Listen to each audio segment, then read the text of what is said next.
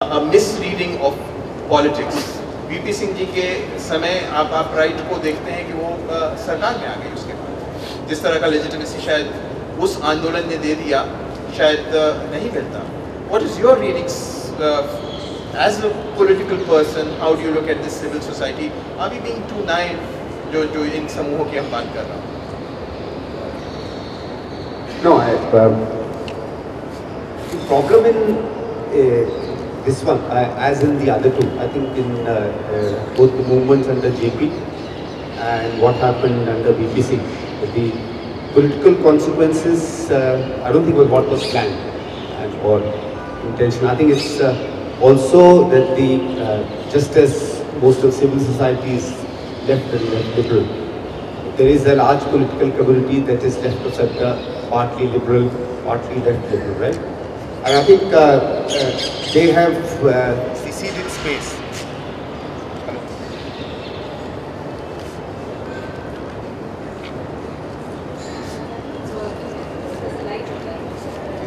But yeah, but there's light here as well. Light तो यहाँ भी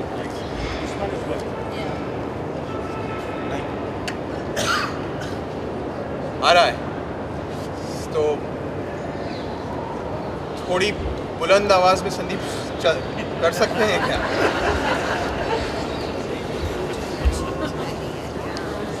ऊंचा बोलना तो हमारा इलाका है।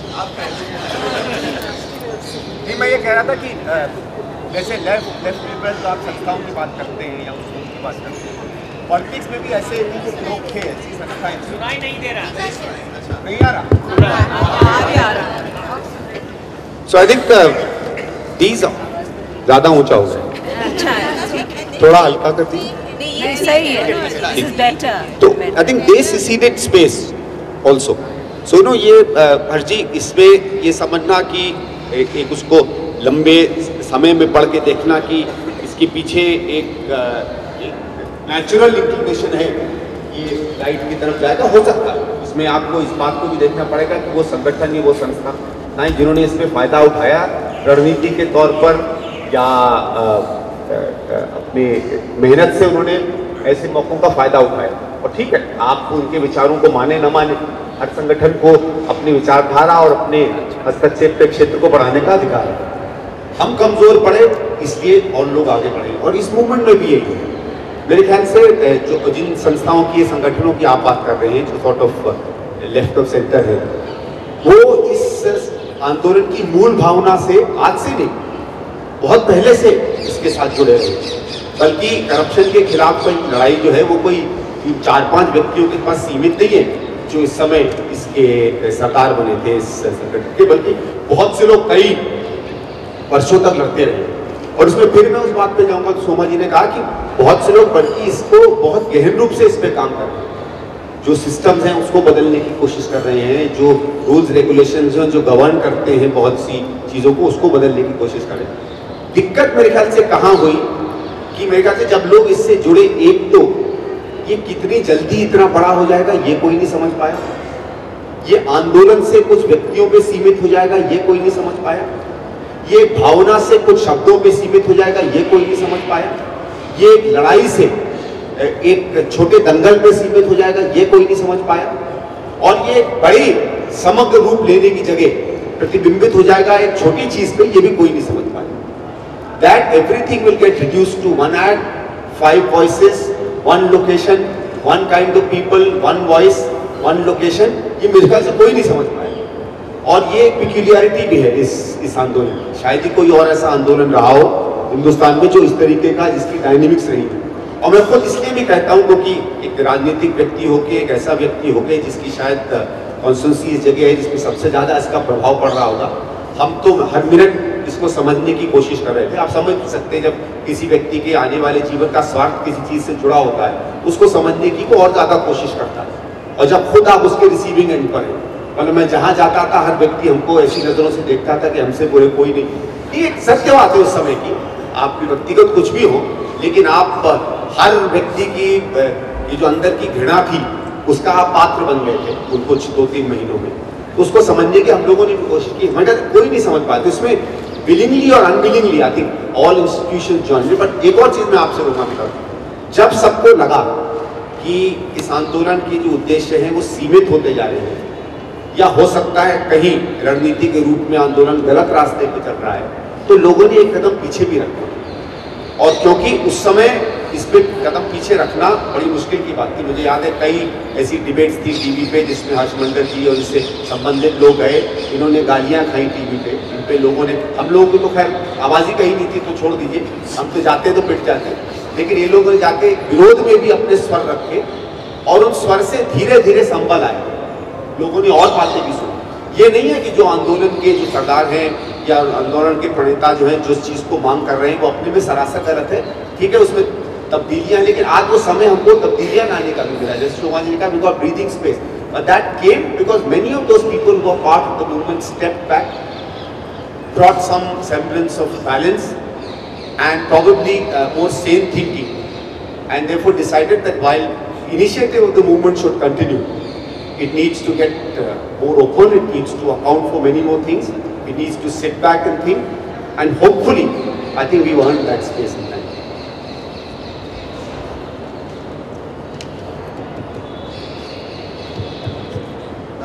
ये चल रहा है, ये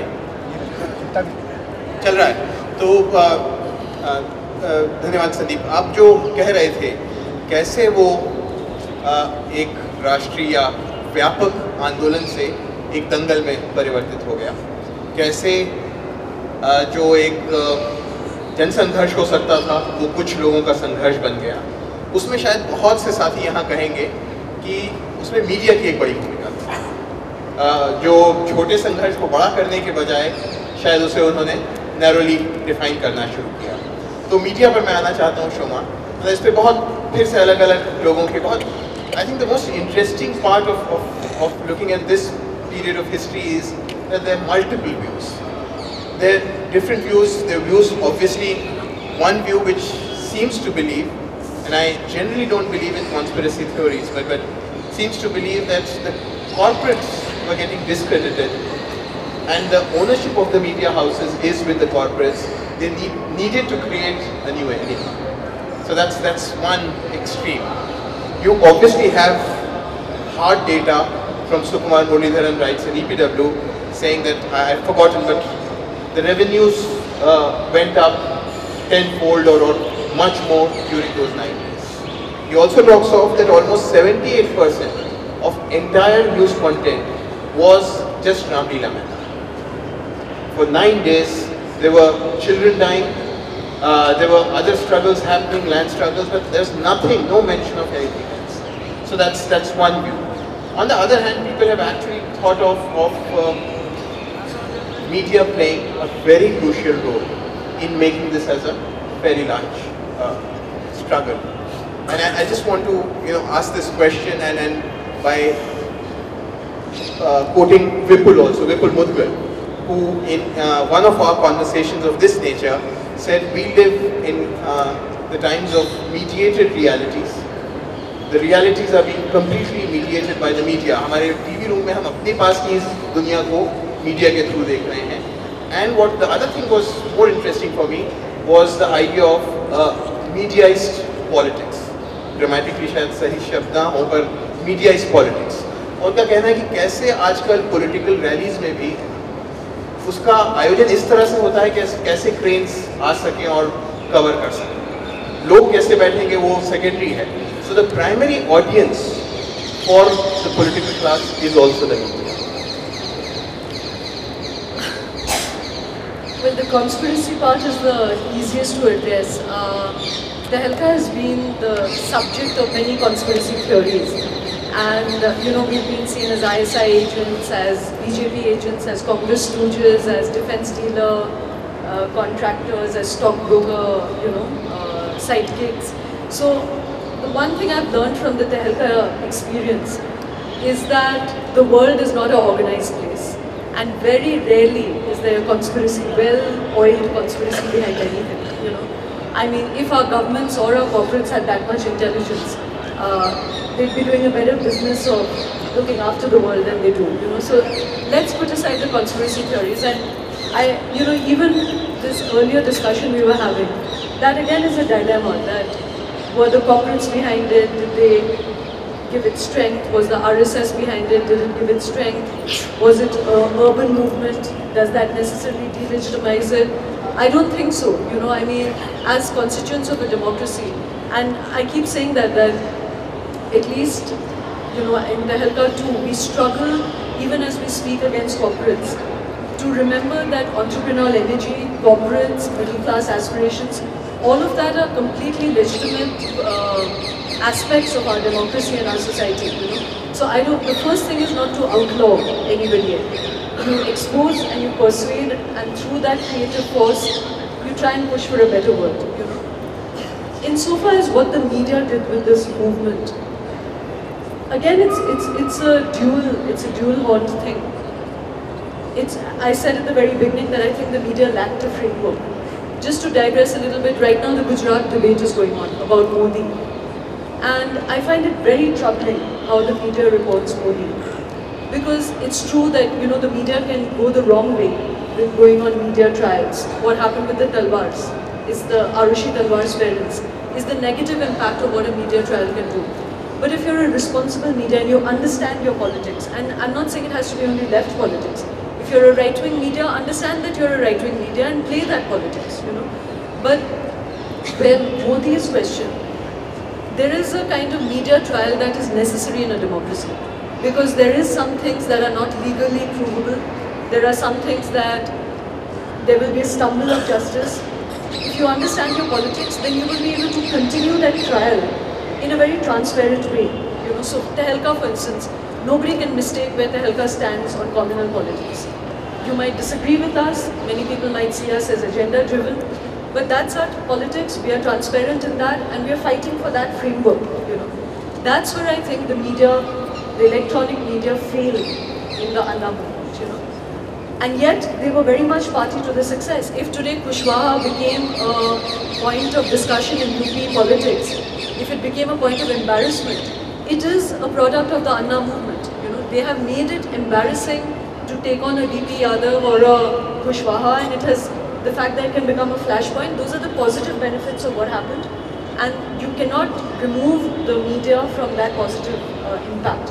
It is because the electronic channels spiraled it out the way it did that the Anna movement gathered strength. It became chicken and egg. People joined it because there was, you know, it became a party, it became a fashion statement, it became your moment of romance, of wanting to belong to this whole revolution sweeping the world. Whatever the motivations were, it fed on each other, and it could have had many positive impacts if the framing of the debates had been correct. You know? I think what became really problematic was that even as the media was giving it strength, media was narrowing the debate. You know, it kept bringing it down to a tutu meme. It became about small quotes. It wasn't framing the big questions. You know, and not with us, you're against us. If you're not with us, you're against us. And that's what happens on the Maoist debate. If you're raising tribal rights, you're pro-Maoist. You know. So it's not the strength of the media that is wrong. It's not that it zeroes in on certain issues that makes it faulty. It's just that how it understands its own impact. You know, if it understood its impact and used that responsibly, I think it would be great.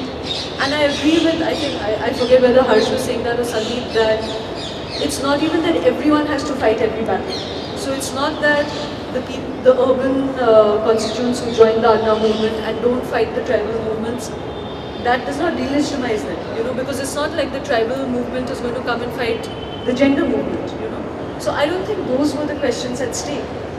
I think what was at stake is what you were demanding, what you were raising awareness about was very, very important issues.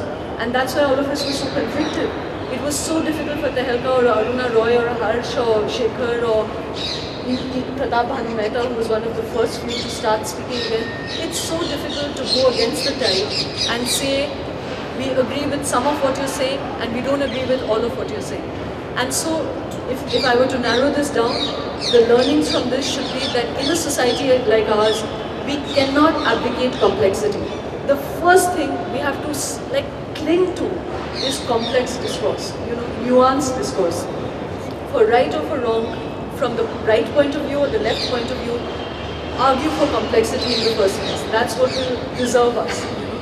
The other is that if we really are pushing for change, what we need to do with our, I mean, I fight Indian democracy all the time, I critique it, but I would say at the same time that it is the most glorious construct that we have. So if you're trying to preserve it and change it, then we already have the institutions, you have to change it by tweaking it. Jairam Ramesh, on many counts, I find faulty. The one legacy he left the Environment Ministry was to write speaking orders. I would have loved it if the residue of this movement was that all our political class are forced to give speaking orders. What is your rationale for doing what you do? What is the Supreme Court or the Gujarat High Court's rationale for even deliberating whether Zakir Zafri should be given the Sixth Court or not? You're the complainant. Why should you not be given the... There is, after all, a logical way the world works. You can't fight this logic of certain things. So if you give your rationale, the 2G scan, for instance, there is a scam component to it, the Shahid Balwa, Ambani's, Raja, XYZ nexus, which is very easy to understand. There's a corruption into it, but there was also a policy into it. And again, I find myself in a complex place where I don't go with the entire narrative that, was that policy entirely wrong? We are still left with a mess. What was the problem with this UPA government? It has absolutely no articulation. It just gives you no rationale for anything that it does. It's corrupt, sure, so is everybody else. We must fight that corruption. But are we really going to be left with an inarticulate world? Inarticulate from every sense? If we must push, let's push for transparency, articulation, speaking orders, where we hold people to account. It is a complex world. Today as a journalist, I can fight a corporate. But as a politician or as the PM, he has to make a decision that allows for corporate growth, urban growth, and social justice. So he is taking more complex decisions than you and us, who are purely antagonists. What we then demand is give us your rationale. Explain why you do things. We may still fight you, but we'll at least understand why you do it. Right now, the vacuum in which we are existing is the most frightening aspect of Indian democracy. And we are all participants of that vacuum. And that is why we're becoming more and more simplistic. And when you get simplistic is when men like Modi seem to shine, because they're just strong. And because you have a weak leadership, then you begin to yearn for strength and efficiency. And that is what can take you into very intolerant societies. Thanks, Shoma. And in fact, one of the reasons why we have kept this discussion so loose is that we did not want to lose the complexity. We've just had too many discussions. Within 30 minutes, you have to just make your point, and that's something what we don't want. But one thing that I would want to pick on media that you've already said, and I do some work with global civil society. और आप जहाँ जाएं आजकल लोग हमसे उम्मीद ये करते हैं कि हम मास मोबिलाइजेशन का काम करें ना करें, पर सोशल मीडिया का इस्तेमाल करें. ट्विटर पे आप हैं, नहीं फेसबुक, बहुत से लोगों को लगता है, and friends from the